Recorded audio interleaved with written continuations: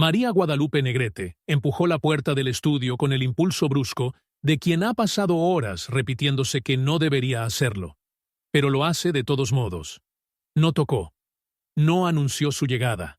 No pensó en protocolos ni en asistentes.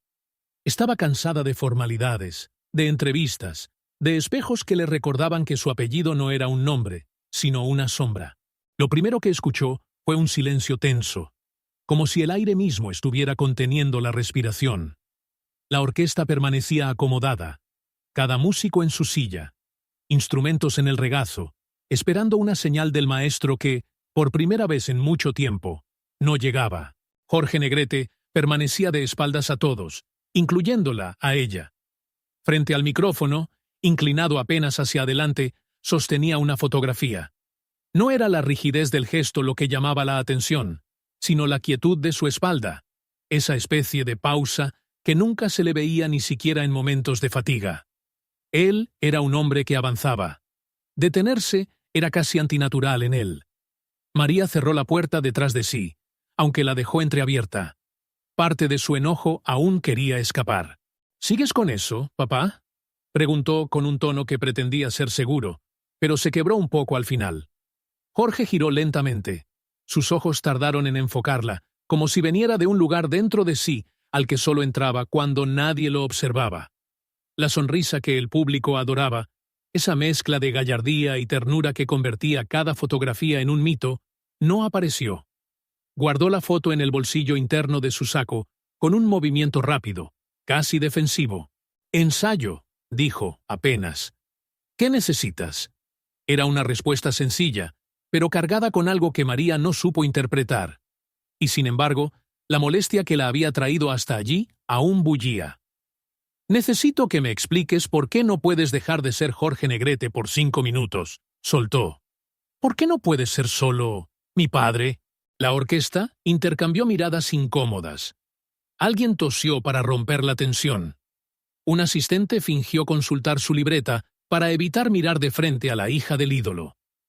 El silencio que siguió fue tan espeso que María sintió que había dicho algo imperdonable. Jorge no se alteró. Tampoco desvió la mirada. Tenía la serenidad de quien ha vivido lo suficiente para entender que algunos golpes vienen sin intención de herir, pero duelen igual. «Guadalupe», dijo con un tono neutro, sin reprenderla. «Quizá este no sea el mejor lugar para hablar de...»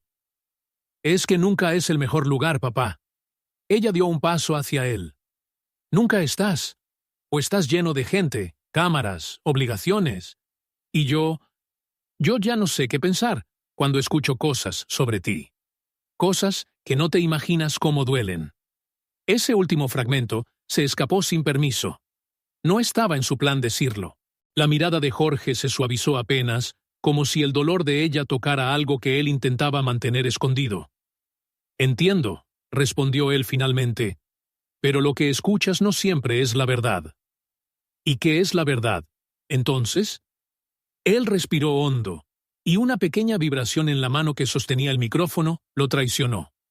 Para un hombre tan disciplinado, ese temblor era un grito silencioso. «Esta noche, ven al palenque conmigo», dijo al fin. «Hay cosas que llevo demasiado tiempo callando. Ya no quiero que las descubras por boca de otros». María sintió una punzada de confusión. Jorge nunca la invitaba a los palenques. Prefería mantenerla lejos de esa frontera, donde la música se mezclaba con apuestas, hombres peligrosos y secretos de la noche que no eran para jóvenes de familia. «¿Por qué ahora?», preguntó ella, desconfiada. «Porque hoy casi arruino un ensayo por algo que debería haber superado hace años», confesó, tocándose el bolsillo donde guardaba la fotografía. «Y porque no quiero que sigas avergonzándote de mí sin conocer la historia completa». La frase cayó como una piedra en el centro de su pecho. María había intentado ocultarlo, pero no podía negar que, últimamente, la vergüenza se había infiltrado entre sus pensamientos. Vergüenza de los rumores que escuchaba entre columnistas, actrices jóvenes, productores resentidos, que su padre era orgulloso, difícil, un hombre de más leyenda que corazón. Pero verlo así, cansado, honesto, quebrado por algo que ella aún desconocía, hizo tambalear la imagen rígida que había construido en su enojo. «Está bien», cedió finalmente. Iré contigo. Jorge asintió, y por primera vez en muchos meses, sus ojos parecieron aliviados. La orquesta, que había permanecido muda durante toda la escena, vio cómo Jorge recuperaba la postura firme, respiraba profundo y levantaba la mano derecha para dar la señal de inicio. La música estalló, vibrante, pero María no escuchó una sola nota. Solo se preguntaba qué verdad podía cargar un hombre tan grande como para hacerlo sentirse pequeño frente a su propia hija. Y sospechó que lo que descubriría esa noche no era un simple secreto. Era quizás la parte más humana y más peligrosa de la leyenda de Jorge Negrete.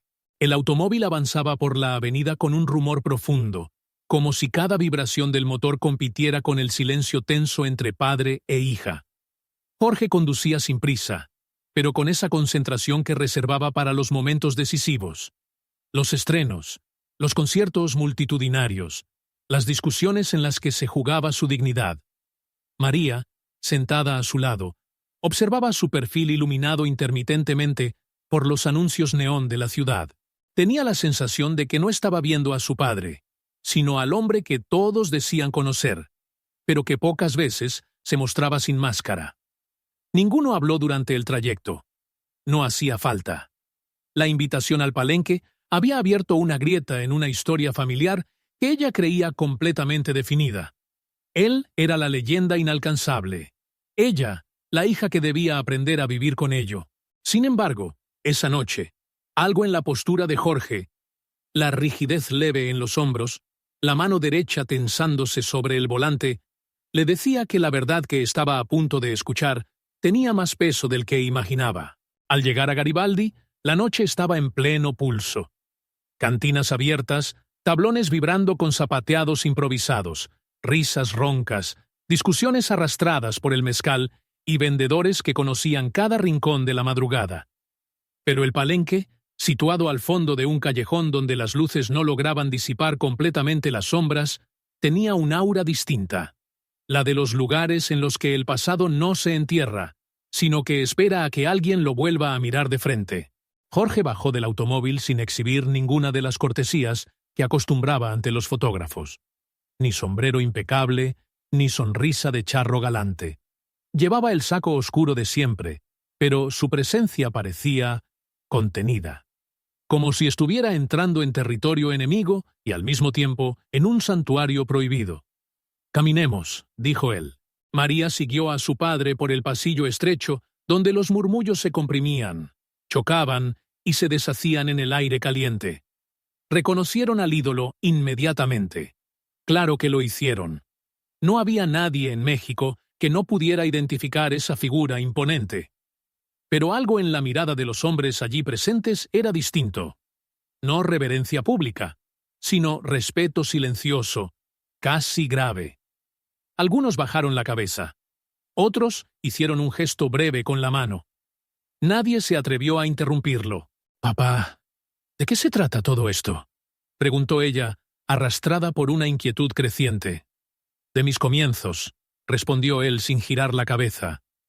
«De algo que debí contarte cuando cumpliste 15 años. Pero aún no estaba listo». Esa frase la golpeó. No estaba listo. ¿Qué podía hacer tambalear a un hombre como Jorge Negrete? ¿Qué parte de su vida podía estar escondida en un palenque? El interior del recinto era más oscuro que la calle. La arena del centro estaba vacía. Los gallos dormían en jaulas al fondo, y solo quedaban unos cuantos hombres recogiendo sillas y botellas del espectáculo anterior. Aún así, el lugar conservaba una tensión latente, como si los ecos de gritos, discusiones y apuestas aún permanecieran vibrando en los tablones. Jorge se detuvo frente a una mesa cercana a la barra.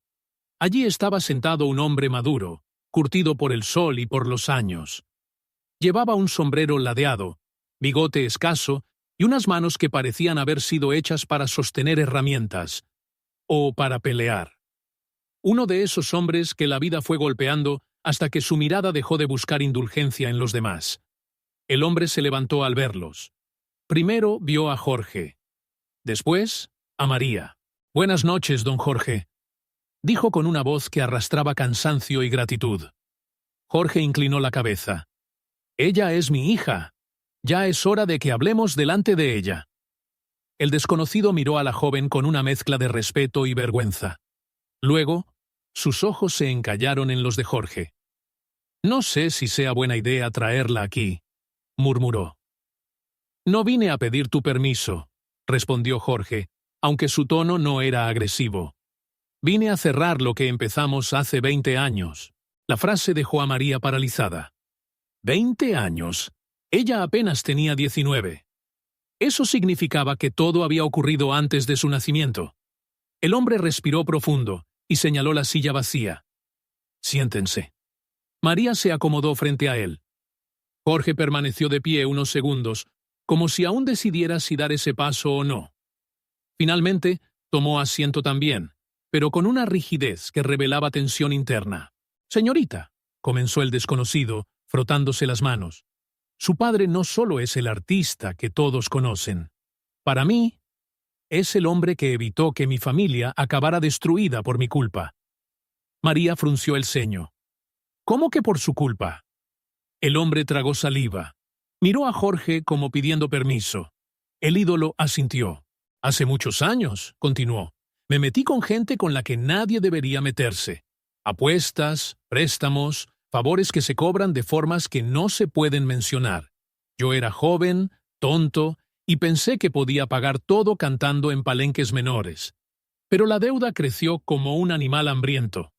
María intentó imaginar a su padre mezclado en ese mundo oscuro, pero la imagen no encajaba. Su padre, el hombre señaló a Jorge con un gesto casi reverencial. Decidió intervenir. No tenía por qué hacerlo. Apenas me conocía. Pero yo tenía una esposa embarazada, y un error mío podía costarle la vida. Las palabras cayeron como agua helada sobre la joven. ¿Y qué hizo mi papá?, preguntó, sin poder contenerse. El hombre rió, pero fue una risa amarga. Pagó mis deudas, completas. Cantó en lugares donde jamás pensé ver a alguien de su talla. Se presentó para gente a la que nadie quiere deberle favores. Todo para que mi familia estuviera a salvo. María volvió lentamente el rostro hacia Jorge. Él no la miraba. Tenía la vista clavada en la mesa, como si estuviera escuchando su propia historia por primera vez. «Papá», susurró ella. «¿Por qué nunca me contaste esto?» Jorge levantó la mirada, y durante un segundo María creyó ver en sus ojos un cansancio antiguo, profundo, de esos que ni la fama ni el éxito pueden borrar. Porque algunos sacrificios solo tienen sentido cuando nadie los presume, dijo él en voz baja. Y porque pensé que, si sabías de todo esto, podrías avergonzarte aún más de mí. La frase la atravesó. No era la leyenda hablando. Era un hombre que temía perder a su hija. El hombre del palenque se levantó de nuevo. «Don Jorge, si me permite», dijo, con un tono quebrado. «Yo sé que esto no borra nada, pero su hija debe saberlo. Usted cargó con mis deudas como si fueran suyas. Nadie de los que hoy lo critican conocerá jamás esa parte de su historia». El silencio que siguió fue distinto al del estudio. Este estaba lleno de humanidad, de heridas viejas, de promesas rotas y lealtades improbables. María sintió un nudo en la garganta. La figura imponente de Jorge Negrete estaba cambiando ante sus ojos. No era solo el charro invencible, ni el ídolo que México había erigido en estandarte. Era un hombre que había caminado por el filo de mundos que ella nunca imaginó. El artístico, el peligroso, el moral. Cuando salieron del palenque, el aire nocturno parecía otro, más denso, más real. María caminó a su lado en silencio, procesando una verdad que no sabía cómo sostener. Jorge, sin mirarla, dijo apenas: «Lo que viste hoy es solo una parte». Y ella entendió que la historia de su padre no era una línea recta. Era un laberinto, uno del que, por primera vez, él le estaba ofreciendo la llave. El camino de regreso no fue silencioso. Fue incómodo. De esos silencios que no se quedan quietos, sino que se mueven dentro del pecho y buscan un sitio donde acomodarse. María miraba por la ventanilla, pero no veía la ciudad. Veía, una y otra vez, la escena del palenque. El hombre que agradecía con voz rota, la mesa de madera marcada por botellas olvidadas, el olor áspero del mezcal y, sobre todo, la postura de Jorge Negrete, tan recta como siempre, pero con los hombros cargando una historia que ella nunca imaginó. Jorge conducía sin prisa, con ese modo contenido que adoptaba cuando estaba elaborando una verdad y aún no decidía cuánto de ella podía decir. María lo conocía lo suficiente para reconocer ese gesto. Desde niña lo había visto prepararse antes de un estreno importante. La mandíbula ligeramente tensa, el pulgar rozando el volante en un ritmo que solo él entendía, los ojos fijos al frente. Pero esa noche era diferente. No estaba ensayando una escena. Estaba sosteniendo una culpa. Cuando llegaron a casa, él no encendió las luces de inmediato. Dejó las llaves sobre la mesa del recibidor y se quitó el saco con un movimiento lento. La fotografía que había guardado en el estudio cayó al suelo sin que él lo notara. María la recogió. Era una mujer joven, de sonrisa suave, un poco melancólica. Tenía entre las manos un pañuelo bordado con iniciales que ella reconoció de inmediato. J.N. ¿Quién es?, preguntó, sosteniendo la foto con cuidado. Jorge tardó en levantar la cabeza. «Tu madre», dijo por fin. No era la respuesta que ella esperaba. María conocía la historia pública, la relación legendaria, el romance imposible, los desencuentros, los titulares. Pero la mujer de la foto no tenía nada que ver con la actriz glamorosa de los años dorados. Era más íntima, más real. Una versión que no aparecía en revistas ni en recuerdos ajenos. No la había visto nunca así, susurró María.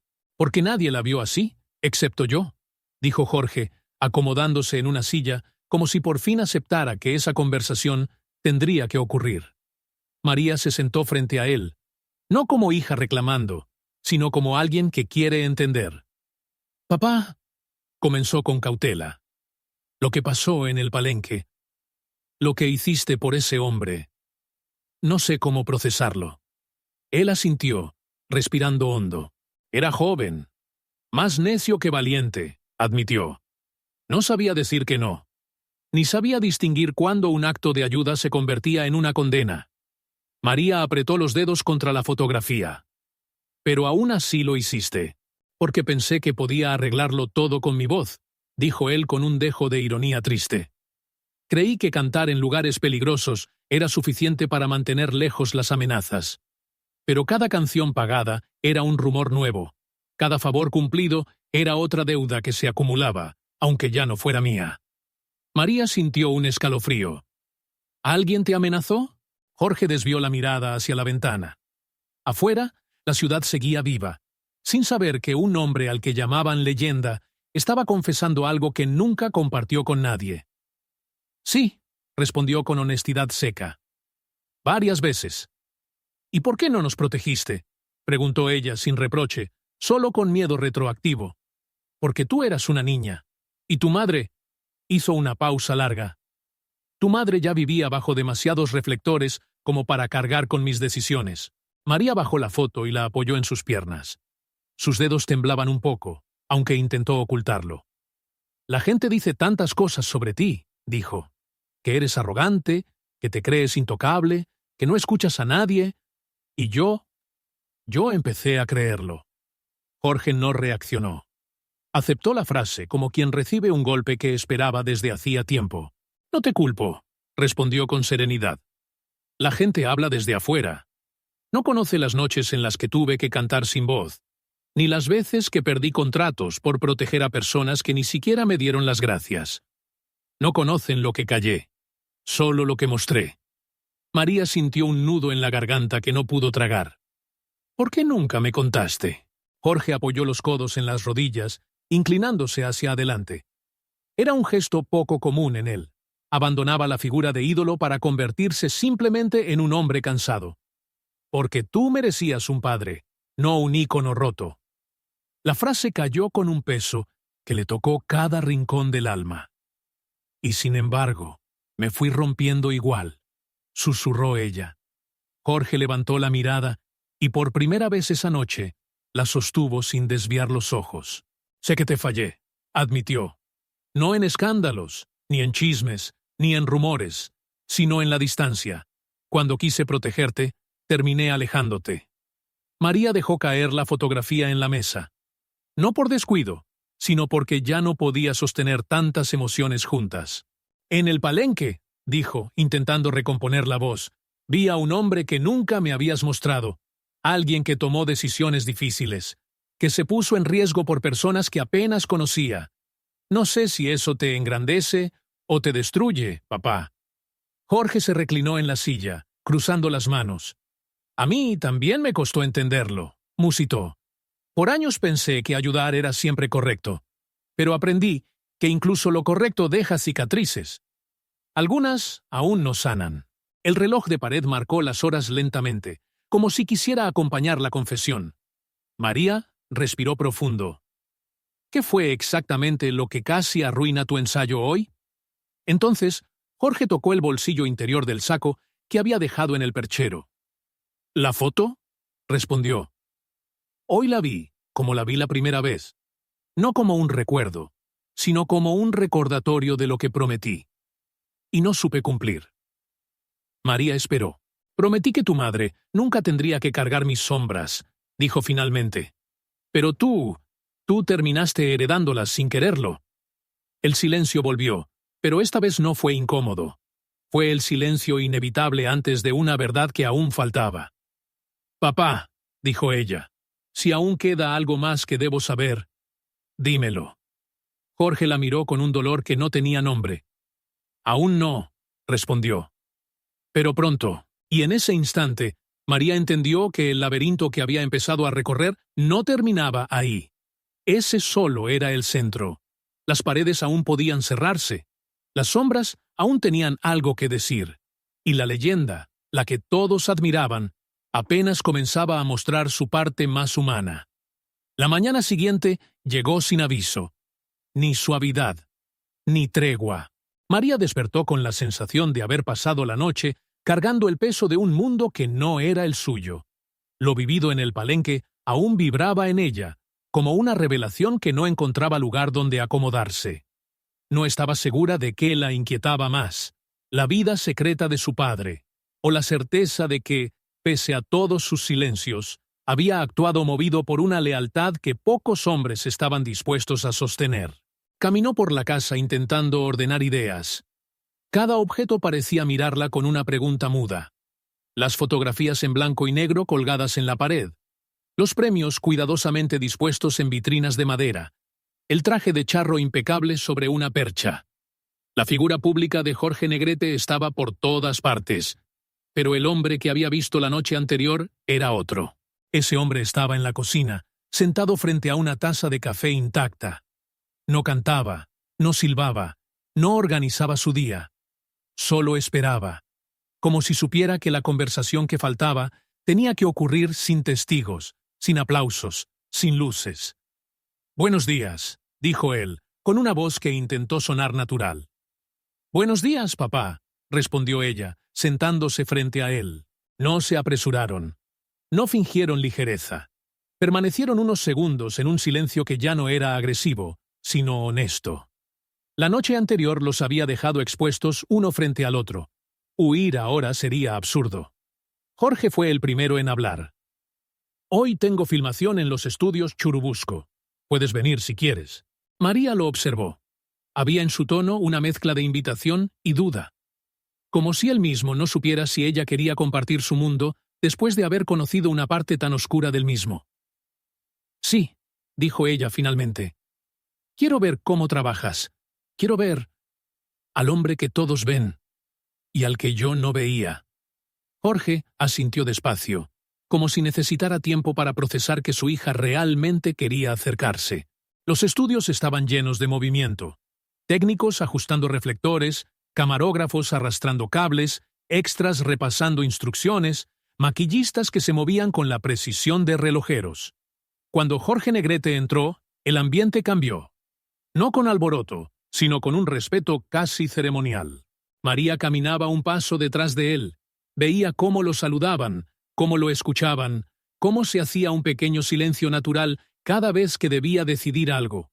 y entendió que su padre no solo era una figura pública, era alguien cuya presencia sostenía el ánimo y el ritmo de toda una producción. «Maestro Negrete», exclamó el director, acercándose. «Tenemos lista la escena musical. Solo haga su magia». Jorge sonrió con la elegancia calculada que el público adoraba. Pero cuando sus ojos se cruzaron con los de María, ella descubrió algo distinto. Una vulnerabilidad discreta, un brillo que le pedía que no se alejara. La escena comenzó. La orquesta levantó un tema ranchero impecable. La cámara siguió el movimiento del protagonista y Jorge entonó una frase larga, poderosa, de esas que parecían no agotarle nunca el aire. Sin embargo, María notó un detalle que nadie más percibió. Una rigidez mínima en la comisura del labio, un control férreo del diafragma, una tensión que no se correspondía con la imagen relajada del charro invencible. Su padre estaba cantando desde una herida que no estaba en la garganta. Cuando la toma terminó, los aplausos llenaron el estudio. Técnicos, músicos y actores celebraban la perfección de la escena. Jorge dio las gracias y recogió el sombrero que había dejado sobre una silla. María se acercó. «Papá, ¿cómo haces para cantar así después de una noche como la de ayer?» Jorge bajó la mirada hacia el piso, como si la pregunta lo hubiera desarmado. «Porque si me permito caer aquí», dijo con honestidad desnuda, «no me levanto nunca». Ella sintió que algo se rompía y se reconstruía al mismo tiempo dentro de ella. «Nadie se da cuenta de lo que cargas», susurró. «Ese es el trato», respondió él. «El público paga por la ilusión, no por mis sombras. Pero yo no soy el público», dijo ella. Y esa frase, tan sencilla, se clavó profundamente en Jorge. La dejó resonando antes de contestar. «Lo sé», respondió por fin. «Y por eso ya no quiero ocultarte nada». Esa tarde, cuando regresaron a casa, Jorge se dirigió directamente al despacho. Abrió un cajón bajo llave y por primera vez lo invitó con un gesto para que ella se acercara. Dentro había papeles amarillentos, cartas dobladas, recibos de pagos que no tenían nombre, únicamente montos exorbitantes escritos a mano, y una libreta con anotaciones que parecían desgastadas por los años. «Aquí está todo», dijo él. «Lo que hice, lo que pagué, lo que oculté. No quiero que heredes una leyenda incompleta. Quiero que conozcas al hombre detrás de ella». María tomó la libreta con manos temblorosas. «¿Por qué guardaste todo esto?» «Para recordarme quién fui antes de ser Jorge Negrete», respondió, «y para asegurarme de no repetir errores». Los ojos de María se humedecieron. No por tristeza, sino por una comprensión profunda. Él no era un ídolo perfecto. Era un hombre que había sobrevivido a sus propias decisiones. Un hombre que, pese a todo, había protegido a los suyos con una terquedad casi heroica. «Papá», dijo ella acercándose, «yo no tenía vergüenza de ti por tus errores. Tenía vergüenza porque no entendía tu silencio». Jorge la observó con una mezcla de dolor y alivio. «¿Y ahora qué tienes?», preguntó, apenas audible. María respiró hondo. «Orgullo», respondió.